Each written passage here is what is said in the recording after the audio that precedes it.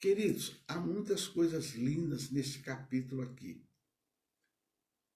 Por exemplo, do versículo 1 ao versículo 6, ele fala sobre os maus ricos. Você vê hoje em dia muita greve, muito protesto. Isso é um dos sinais da vinda de Jesus. É o que Tiago fala aqui, que chegaria um tempo que o pobre não aguentaria. É o que está ele abordando aqui, tá? Ou seja, a fatura, Tiago ele fala que um dia a fatura chegará para os ricos. E é o que você vê ocorrer hoje aí. Depois do versículo 7 a 11, ele fala sobre a paciência. Ele diz assim no versículo 7, ó, sede, pois, irmãos, pacientes até a vinda do Senhor Jesus. Ele até fala que o lavrador, ele lança a preciosa semente, o fruto da terra, e ele aguarda com paciência até que venha a chuva temporã e seródia. Ele coloca a semente, aí ele fica esperando a chuva cair, e pacientemente ele vai esperar o fruto. Então ele está falando que assim tem que ser a nossa fé em Jesus, a gente tem que ter paciência. E depois ele dá várias exortações. Nessas exortações é quando ele, do versículo 14 a 15, ele ensina a ungir os doentes com azeite, ensina a confessar as culpas uns dos outros, porque isso é bom, é como um alívio, é como um desabafo. Mas o que eu quero destacar para você é o versículo 16 a 18, que nos fala da oração do justo, fala do poder de orarmos, do poder de falarmos com Deus. Ele diz assim, veja bem, a partir do versículo 16, confessai as vossas culpas uns aos outros e orai uns pelos outros, para que sareis. A oração do justo pode muito em seus defeitos. Aí que ele cita o exemplo, irmã Terezinha, do Elias. E ele fala que o Elias era um homem sujeito às mesmas paixões que nós, pastor Odilon, pastor que sempre tem nos acompanhado, pastor Valdeci, ele fala que era sujeito às mesmas paixões que nós, Maria Vaz e Lúcia Sena. E orando, Terezinha Luca, ele pediu que não chovesse. E por 3 anos e 6 meses, Zélia, não chovesse. E por 3 anos e 6 meses não choveu sobre a terra. Olha só. Glória a Deus. E orou outra vez, e o céu deu chuva, e a terra produziu o seu fruto. Olha, eu quero dizer para você que ser justo não quer dizer que a pessoa tenha deixado a sua condição de pecador, certo? E sim que ela foi justificada pela sua fé. Quando a Bíblia fala justo, não é que eu sou bonzinho, eu sou bacana, eu sou diferenciado de todo mundo. Não. Justo é a pessoa que é justificada pela sua fé.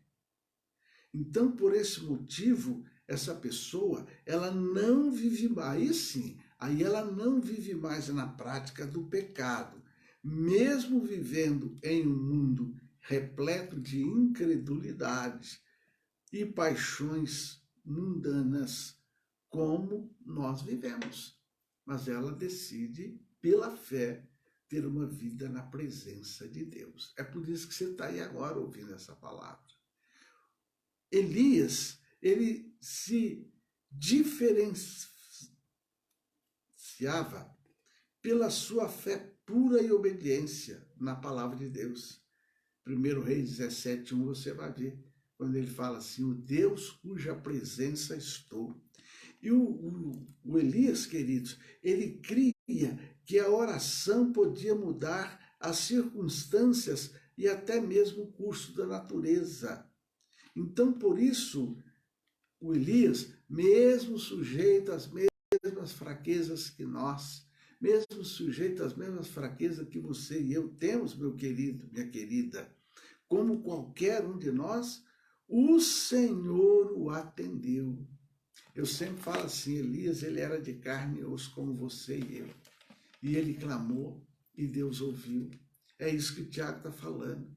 Dizem que o Tiago foi aquele apóstolo que ele tinha calo no joelho de tanto ficar de joelho orando.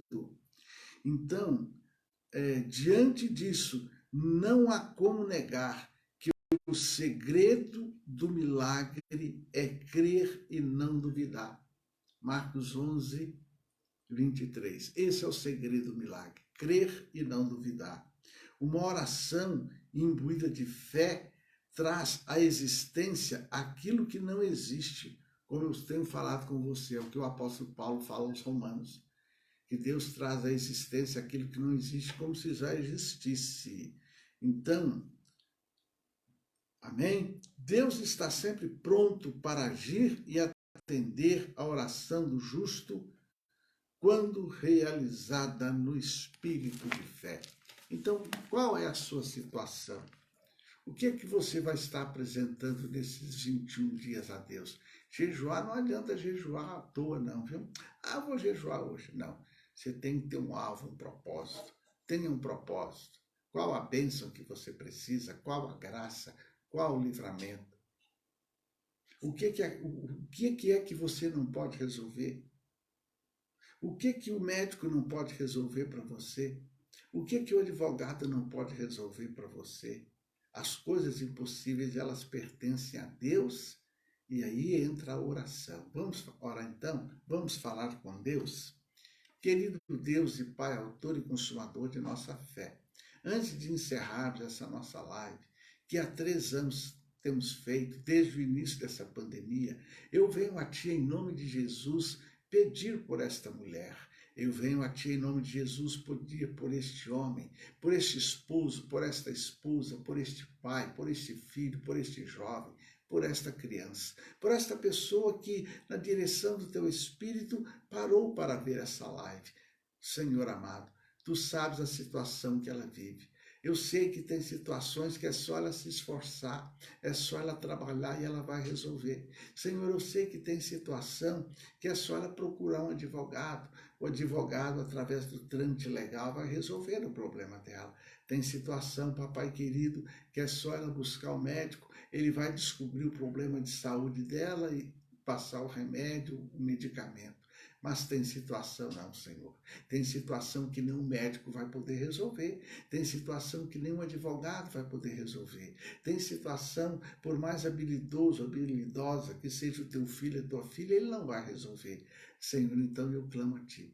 Porque diante daquela situação dificílima, o Elias, ele creu que iria orar e o Senhor iria mandar chuva. Ele viu que ia orar, o Senhor iria fazer com que parasse de chover. Depois orou para que chovesse e assim sucedeu, porque ele cria que ao falar com o Senhor seria capaz de mudar, de tocar até na natureza para que algo acontecesse, para que um milagre acontecesse. Isso fez com que Israel se arrependesse e voltasse para Ti.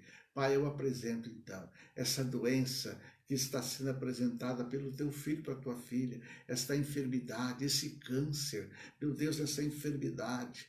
Oh, Jesus amado, que vai destruindo, que vai consumindo este corpo, este organismo, esse milagre que tua filha precisa, teu filho precisa, esse problema conjugal, esse problema temperamental. Assim eu oro, assim eu clamo, assim eu te peço, em nome do Senhor Jesus.